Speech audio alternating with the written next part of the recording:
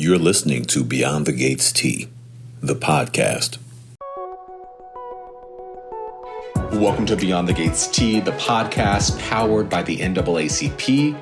I'm your host, Cornelius, and get ready because you're about to listen to my conversation with the now Emmy-nominated Timon Kyle Durrett, who plays Bill on Beyond the Gates. We talked right before his character was rushed off to the hospital, and he dropped a lot of hints about what's in store for his character, Danny, and Haley. I have to say, 3 years ago, you wouldn't have been able to tell me that I would be a soap opera star. That just wasn't my trajectory. And my agent called and said, "Hey, do you want to do this?" I said, "Yeah, let's just check it out." And it's been, I won't say overwhelming, but the response has been very abundant. You know, people are really enjoying it.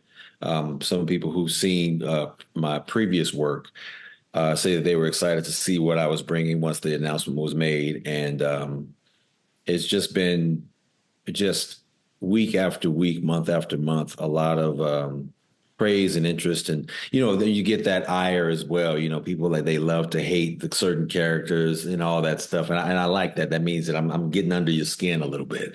Right. But the response it's been really good. And I just want to just keep pushing and doing the best that I can to give the people what they want, especially with a lot of the positive with regard to the actor. But, again, you get that little vitriol toward Bill and how he's been and what he's been doing. So I like that kind of so balance. People are coming up to you and asking why you're treating Danny the way that you're treating Danny, right? When you gonna get rid of Haley, and why are you doing Danny so wrong? And what's up with this? I'm like, hey man, you got to ask the writers that. Ask the writers sitting in LA, sending you all scripts, right? Yeah. So talk to me about your storyline. When we start off the first week of the show, you have a gun pointed at you at your wedding to your daughter's former best friend. Right. Do you see the storyline going where it's gone in the very beginning, or were you like, where in the hell do we go from here, starting at such a high point? Yeah, that's how I was. I said, okay, with this starting the way that it is, Danny walks in with the golf club, threatens me, then she pulls out a gun at the wedding. And I'm like, okay, where's this going to go? And, the way it was painted, you think, okay, Danny's the bad person, the bad character, the one that's going to cause all the issues. And I thought, okay, this is how it's going to go. Bill and Haley are going to be together. Danny's going to be the angry, vengeful ex-wife who finds a way to do whatever. I'm not sure. And now that it's flipped and it's gone a different route.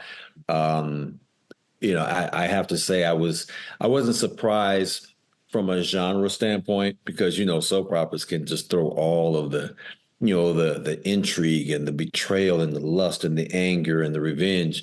I just didn't know which way it was going to go, and seeing where it started and where it ended up, I think is really interesting to see two characters who are such at odds and this disconnect, this dissension, this anger, this, like I say, all the vitriol that comes with it. And now there's this,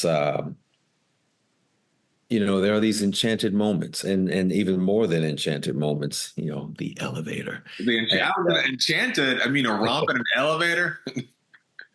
But yeah, I didn't know which way it was going to go, but I kind of like that when I'm not sure where it's going to go because it's like life. You never know what the next day is what's going to, even if you have an idea of things and patterns, you don't know every single detail. No one can predict the future as far as I know. So I like that it's gone in a way where people didn't expect. Right. I didn't expect it. Well, I was going to ask whenever we get the flip of Haley, because for so long people were saying she's his daughter's best friend who's sleeping with her dad. Like, what is going on? And then we find out Haley's running a game. So what did you think of that flip? Like you get the script, you read, and you're like, oh, now this makes sense, right? Or did you anticipate some sort of switch like this. But no, I didn't expect that. When I found out, I was like, "What?" I'm like, well, "Haley's trying to, she's trying to get money." I didn't know why, but I knew that's what she was. That's what Haley was about, and it led more to the story where Danny and I almost said Ariel, Naomi and Chelsea and Kat and Nicole are all saying, "Hey, man, you shouldn't trust her. Something's up with her."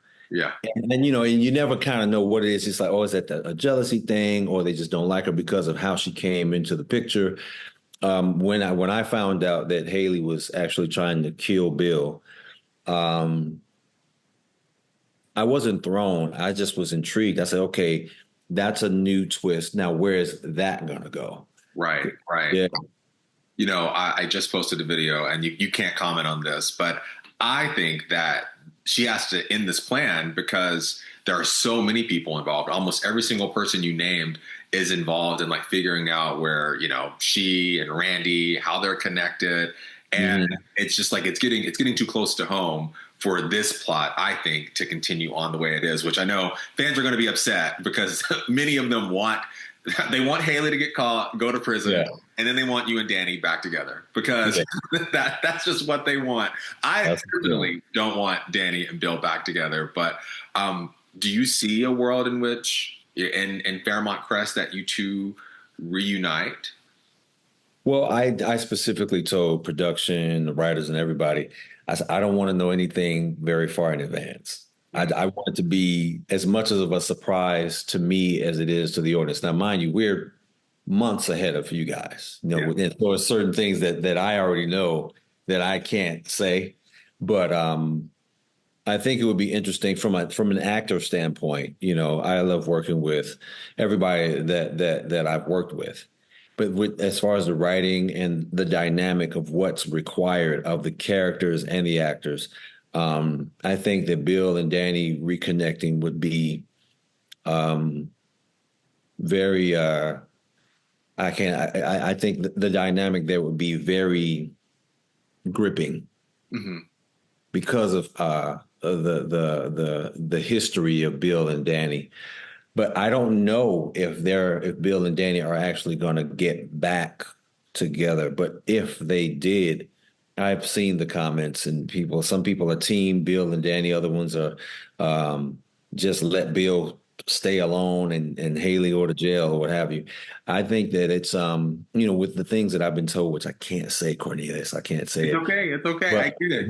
Job security. But it's, I'll say this, there's more coming. I can't say what it is because I told them not to tell me specifics, but I know there's going to be a reconvening of sorts, if you will. I'm not saying that they're going to get back together, but a unity. Have you ever watched like a movie or series where you have people that have been at odds, but they realize that there's a common goal that we need to set aside our differences and do this thing now? Yeah. The guys say, hey, what, we'll deal with this. We'll take care of this now, but we're still enemies and we'll deal with each other later. But right now we have to take care of this. It's not that extreme, but I think there's going to have to be a coming together to resolve an issue. Right. And that issue is going to be, I think, the connective tissue or the glue, if you will, for Bill and Danny of sorts. That's all I can say. Okay, we'll leave it at that. I do want to circle back to the flashback scenes. For so long we're told about like how awful the breakup was, and then you open up a script and it's like, we're going to film the flashback scenes of Danny and Chelsea walking in with Haley in your shirt. Talk me through that. Like you read the script and like you're down for this, or do you say, oh man, this is going to just peel back the layer that we've been talking about but viewers haven't seen? No, what you just said, the latter. It's where the audience can look and say, see, yeah, she needs to leave him alone. When you actually see what happens, and you see why there's so much anger and separation. Because I mean, it's one thing to hear about something like that, but then to come in and see that in your house with the person that you're with. Haley being in Bill's shirt. Danny probably bought him that shirt, probably picked that shirt out for him, making sure that he was taking care of him as much as she did everything else. But I liked the fact that the flashback scene was shown and it wasn't just something that was left to imagination, because it gives more for the audience it draws you in more. And it gives you a better understanding. It's like when you know the who, the what, the when, the where, and the how things happen, but the why with the how. Like, how does she find out? Why did he do this? And I think the why and the how are the things that really drive home the understanding, which can bring about the audience's emotional participation. They're brought into the history of it. They got to see what really happened, and that leads to them making a better decision, as far as an opinionated decision, as far as why Bill doesn't deserve this or Haley doesn't deserve that, or why Danny deserves to feel that she does. They get an understanding of why now. And I think that's more impactful than just talking about the past, and then showing what actually took place to bring us to where we are currently. Yeah. Whenever you got the role of Bill, like, how do you interpret this character? Like, did you draw from any inspiration in your real life, from other actors, from other people you've seen? Like, where did you find the inspiration to portray this high-powered defense attorney? I pulled some circumstantial, like certain situations where Bill is talking to Danny, or the Duprees, Anita and Vernon, or Nicole, or talking to Ted. I pulled different parts of my life, and I can insert certain emotional components to that. I've never been an attorney. I've never been married. I do have children, but I have been in situations where one side, it's like the us versus them. Like, these people are angry at me because of what I did, or because I'm angry at them because of what they said, or what have you. And being in the position that Bill is in, there is a level of him defending himself despite what happened, along the lines of, where nobody's perfect. When you have that kind of dynamic in real life, where no matter what the circumstances are, when someone is coming at you with all of this angst and this anger and this venom and this vinegar, just this I'm trying to find the word, these scenarios that make people lead from, anger to frustration to hatred to revenge. It's those things when it's a constant barrage of this kind of stuff that creates a person's new outlook on things that could alter their personality. Yeah, to a degree. And I've been there. I've been in those situations where, sometimes you try to do something for people, or you do things and they forget everything else you did. It's like you tell them yes all the time, and then you tell them no one time, and they act like you've never told them yes. And it's those types of scenarios where Bill, when he had the arguments with Vernon, where you can see why he's so upset with them. Yeah. This is what I'm doing for you. This is what you told me to do. This is what you said you wanted. And now I'm being criminalized for it. And I've been in that position. So with Bill being big, bad Bill, as big and bad as Bill is, he has vulnerabilities. He has weaknesses. He's a human being, and he has limits. Even machines have an off switch. And Bill is not this impenetrable, impervious, impregnable, invulnerable guy, but he's strong. It's like like Superman. It's almost indestructible, but you get a little bit of kryptonite close to this guy and you got him. And Bill has those things. Danny, Naomi, Chelsea, Haley. These are kryptonites to Bill's Superman. Yeah. And he has to kind of stay away from those Kryptonian setbacks and weaknesses to try to keep himself bolstered up, if you will, to remain this big bad person, even though you're seeing that he's vulnerable, even to the poison, like another kryptonite. You know what I'm saying? Right. I thought you were going to list off Vernon and Anita in that as well, because we've learned, and we're using our imagination, but we've heard in words that like Vernon took you in and treated you like a son because Bill's father wasn't in the picture or wasn't great, and so whenever you had Vernon and Anita like done with you, it was very shocking to you to Bill to not have those people in his corner. Whenever Bill saw Anita looking horrible during her chemo treatment, it was shocking to him because these are like parents to him as well. And so, yeah, whenever you say Bill is not this big bad guy who is not vulnerable, like I think you did a really good job of portraying that as well. These surrogate parents that you still have love for despite what you did to their daughter, and seeing them shun you or seeing them be in a weakened state hurt you. Yeah, it's well, Bill. I wouldn't say those are the kryptonite moments. I think that's more of a shame with Bill. Like his Bill's father, his biological father, wasn't great, like you said. Vernon was. Vernon was everything that Bill wished he had in a father, and to do what he did to disappoint Vernon, not only disappointed, but now you made him upset. You didn't just do something to him. Bill hurt his baby girl. And so with Bill having two daughters of his own and imagining if someone did that to his daughter, how he would feel. And so I would draw from that, like but that was more of a shame thing with Bill. I think a big bug just hit my window. That's the South. With Bill and Anita, and with Anita, like I drew from that with her being in her weakened state. My mother actually passed away from cancer, and I sat with her and had those very talks, saying, "Hey, Mom, if you need help, you need to say it. Don't try to do everything on your own. Don't try to be this strong person when you're weak." All this stuff, and so that was a very, very that hit home with me, because I lived it several times. My mother, a couple of my friends with cancer.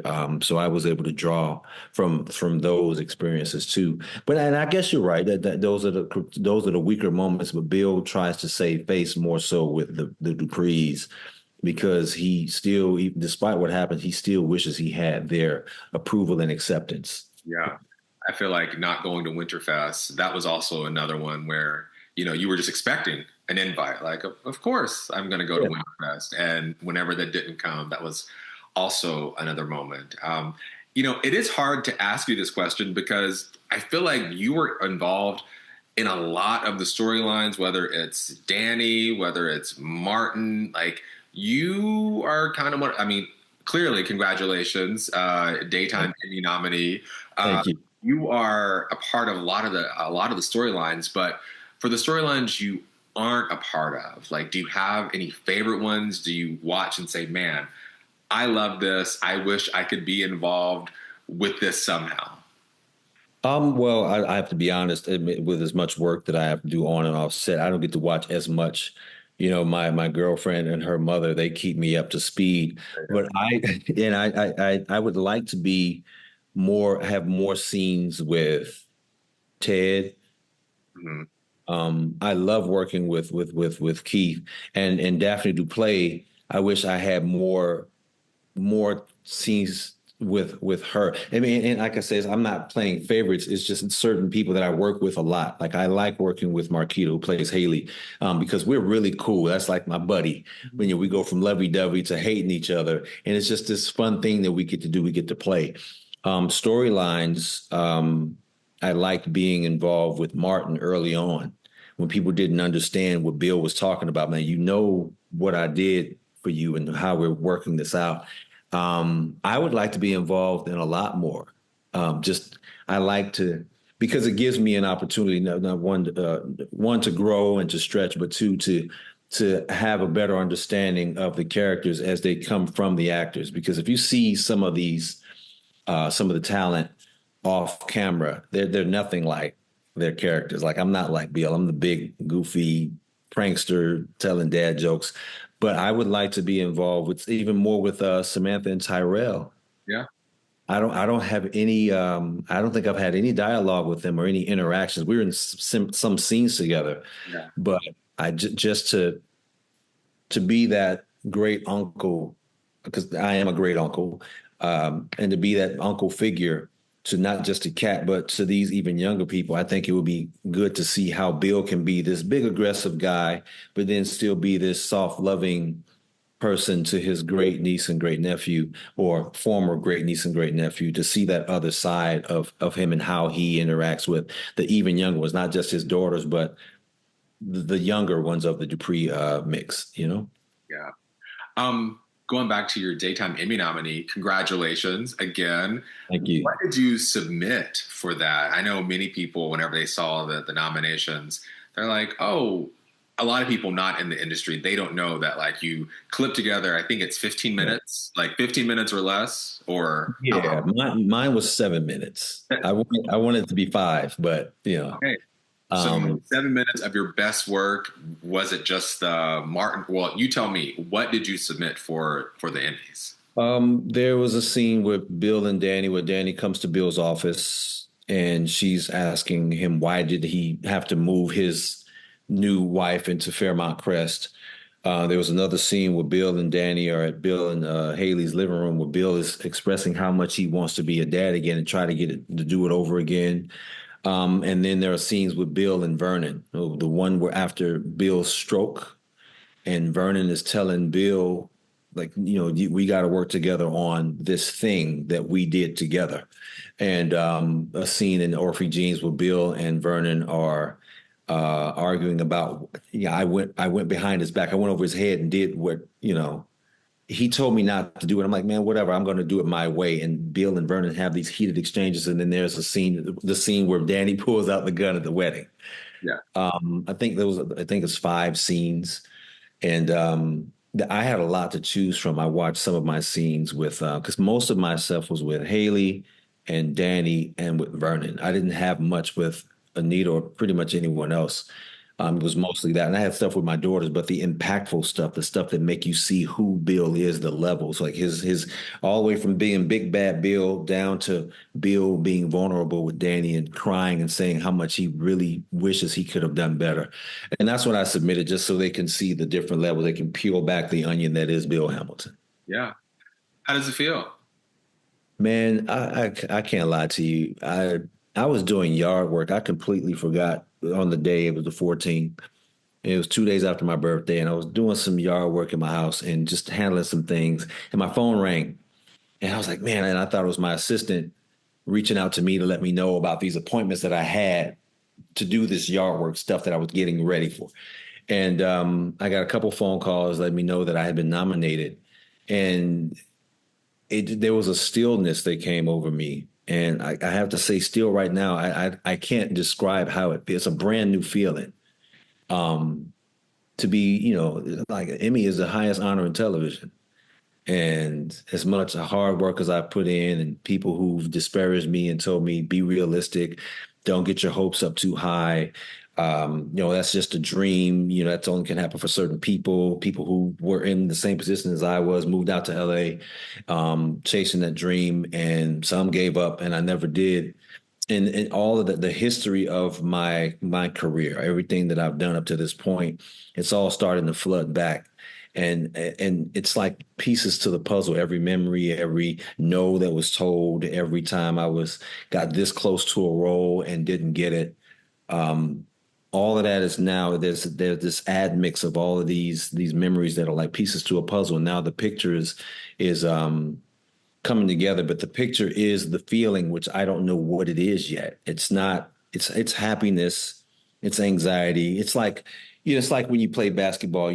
One team wins the Western Conference, the other team wins the Eastern Conference, and we won on our side. But now the big game is coming up. Yeah. We won over here. We got the trophy for that. We got the nomination. And now it's like, okay, it's like I'm still in that ride. And so I think it's a continuation of emotion that is still culminating from something that I don't know what this well is that I'm drawing from. Yeah. And the work continues, like you got the nomination last month and then you were back on set. Right. So it's like it's kind of a what have you done for me lately situation. Like congrats on the nomination. We need you here at right. Congrats on the nom. Get back to work. Exactly. Right. Well, whenever people listen to this or see this on YouTube or wherever I post it, what more do you want them to know about you and your career? Like you said, you've been grinding for how long now? My first job was in 1993. My first time, I think it was 92 or 93. It was a made for television movie called There Are No Children Here, starring Oprah Winfrey. And it shot in Chicago. My mother heard the radio announcement, hey, you want to be on TV? Come on down to this place at this date and time. So I caught the bus and the train, went down there, booked a role as a little thug on the street. I didn't have any lines, it was background, but they showed me on TV and I was on set and I saw these moving parts. And, 33, 34 years later, here I am. And I know it may sound like a lot as far as time, but as far as me, the actor, I'm a consummate worker, consummate thinker. I'm always looking to do better.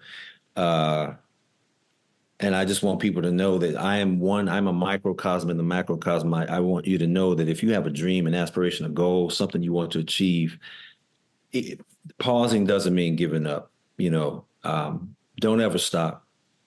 And like I said, stopping for a day or two or a month just to gather yourself, that doesn't mean quitting. You know what I'm saying? It's like you take a pit stop on a road trip and you halfway across and you decide, oh, I'm going to just go back home. It doesn't make sense. I passed the Rubicon years ago, and I just want them to know that I am just one example of many of people who just stuck it out. I'm not a overnight success.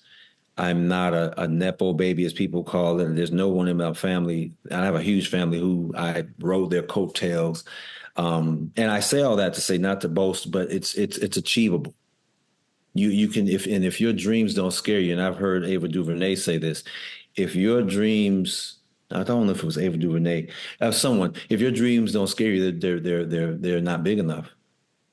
And if they don't include inspiring other people, I think it was something like that Ava said. I really love her. I want my journey to be an inspiration to some degree for anybody in any field looking to do something that calls to them every day. You think about it when you wake up. It's on your mind before you go to bed. It's on your mind throughout the day, and you can't get it out of there. You want to keep going. That's something that's calling to you. So go after it, man. It feels good to be on this side of my dreams. Yeah. It feels really good to, you go after it and you go after it. And just this, no matter what the outcome is, October 30th, I won. There's another notch on my belt, and I elevated because I pushed hard. And there's going to be some work. There are going to be some downtimes, the highs and lows of it all. But man, I got to tell you, it's like being beat up and battered and bruised after winning the championship game. It's all worth it, man. It's all worth it. All worth it. Yeah. Well, I was going to say, it's good to leave it at that, but your story isn't unlike your castmates. There are so many people who, and I was talking to Katie, I think 2 days ago, about how whenever she landed her role in '89 on AM, My Children, she had been working for 10 years as an actress, and that role was a make or break moment for her, whether she was going to continue on doing this or not. And now we see, 36, 37 years later, she's still on daytime television. But so many people I've chatted with, Lauren, Bioli, Angela, Fairley, like they were all grinding. Now, they didn't grind for 37 years, but they were still grinding for 10 years out in LA, moving to New York, doing the things that they were told that they had to do. And they both had reached points where it's like, what's next? And then they get the call that Beyond the Gates wants them. And it's just like they're on the other side of their dreams, just like you. So yeah, inspiring story, man. And I'm so glad that you are here, through everything from taking the bus down to be a thug in a movie to being a daytime Emmy nominated actor on Beyond the Gates. Yeah, man. It's incredible just thinking about it. I mean, when you break it down like that, when I hear other people talk about it, it hits home because I've been in it, and been doing it. But I gotta say, it's amazing. It's amazing. And to hear those other stories, people like doing what you have to do. Like I moved to LA on a whim. I didn't, really have any connections out there. I was a bouncer at the House of Blues, and the GM in Chicago called the GM in LA and said, "Hey, you got a guy moving out, give him a job." So I had a job. And then I ended up booking another movie. There were times I was riding my bike 60 miles a week just to go to work. I booked like Mike. I was taking the bus to set every day. I was up at 4 a.m. catching that first bus to get to set at 6:30. And, and stories like that, times like those really make this just, it's amazing, man, to see where you can go if you just keep going, man. I love it. And to hear those stories about Katie and Lauren and Angela and all these other people, just when you don't know it and you see what they've done to get to where they are, it's just more inspiration. Yeah. Yeah. Well, thank you so much, Timon, for hopping on here and chatting with me. Greatly appreciate it. Love your work on Beyond the Gates. You've got everyone on edge where we want to know what's going to happen with you being poisoned, and we're going to have to wait and see like everyone else. Yeah, just wait and see, man. Just sit back and pop the popcorn and see how it goes. And we are seeing how things are going. You will never be Danny Dupree. You will never replace me in Bill's heart. And I will always be here for my husband. Danny done sat up there and called Bill her husband, not the husband. She is going through it, and I have predicted all along that this poison storyline has to wrap up somehow, and I don't think it's going to wrap up with Haley getting caught. I know, that is the collective groan of everyone who wanted to see Haley in a jumpsuit. Anyway, go over to my social media to check out my recaps on the last couple of episodes, and as always, I love you for listening.